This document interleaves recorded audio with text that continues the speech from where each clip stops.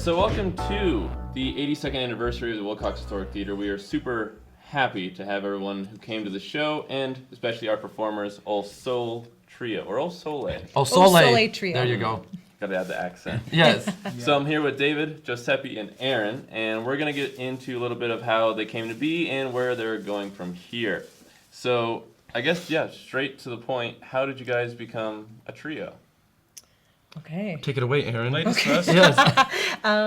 Well, we had done. I'm trying to think what we did exactly to start out. We were doing. You had gotten us a restaurant gig. Is that correct? In Connecticut. Was that the In first Connecticut. Why don't we just backtrack and say how we met?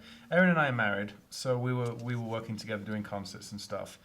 We wrote a musical called Anna the Storyteller, and during one of the productions, we needed to find somebody to work with the children because there were a dozen children in the show. And Giuseppe was hired by our producer to come in and work with the kids, and we got along famously and started hanging out and having dinner and drinks and stuff, and then saying, what can we do professionally together? And we got offered a restaurant gig where we would go into this Italian restaurant and sing Italian songs and arias in between, people's main courses and desserts and whatever. And it was fun, and we got paid in cash, and we got a free meal, and we got to get a couple of tips, and it was just fun. It was a way to kind of bond and test repertoire, and we didn't think anything was going to really happen with it, and then I'll pass it over to somebody else. We didn't really want necessarily anything. It wasn't like we were looking to say, oh, let's form a trio. We just had a really good time. We really loved working with each other, so we just there was an opportunity. Somebody called me and said, we wanted to do one more restaurant gig, so we did, and then we thought, this is it's so much fun. There's some great Italian-American classics that everybody knows and loves. Why don't we try to put together a show and, do it at the Triad Theater in New York City, just see what happens. Which is a cabaret venue. Yeah, it's a cabaret venue. It's about 150-seat theater. And so we did, and it was pretty much sold out. And the response was overwhelming. And then one friend of Giuseppe's came up to us, and she's like, you need to get an agent. I'm like, that's great. How do you do that? Yeah. So she told me to look in, what is it? Musical America, which is a big, like a phone directory of all the agents in America. Thousands of them. Yeah. So I went and scoured and just sent email after email after email after email after email. And She sent 5.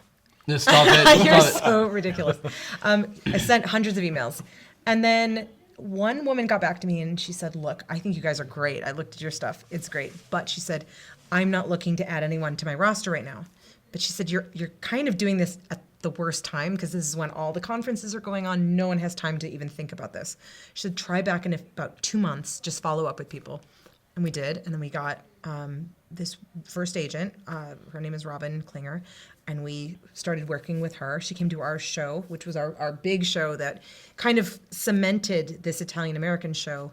David had done a Titanic, a tribute to the 100th anniversary. Yeah, it was the 100th anniversary concert of Titanic sinking. Mm-hmm. So it was a recreation of the court cases that happened by the people who were liable, so, the crew, and people who maybe could have prevented it.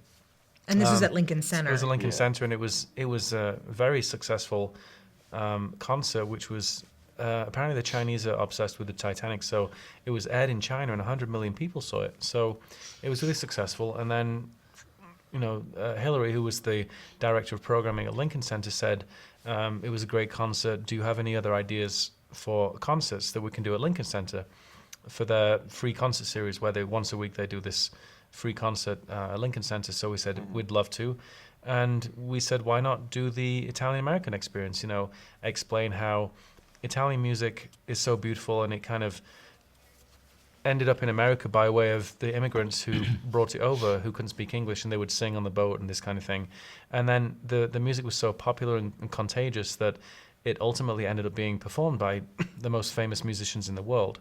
Yeah. Like Frank Sinatra and Louis Prima and Pavarotti and Caruso and all those people. But one of the things that Hillary said was that it needed to be educational. Yeah. So she said, it's a great idea, but it has to be educational. So I read all these books and then started writing the, information about all these great iconic singers and performers.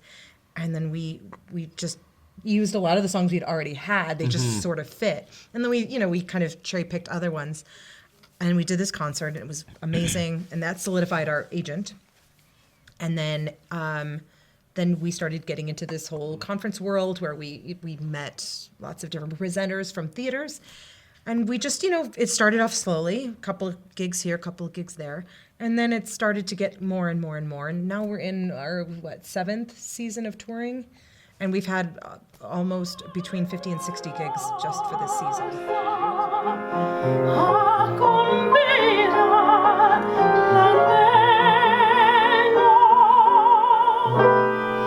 Mamma, solo per te la mia canzone vola. Mamma, sarai con me, tu non sarai più sola.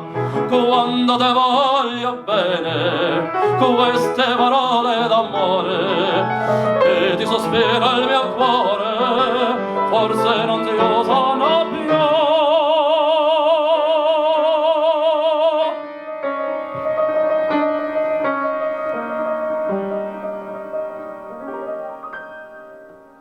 And that is just a snippet of our Ol Sole Trio interview. If you want to hear the entire unedited episode, head over to anchor.fm/greenroom. Over there, we discuss their influences growing up, David's ability to play the piano and violin at the same time, and words of wisdom for their younger selves.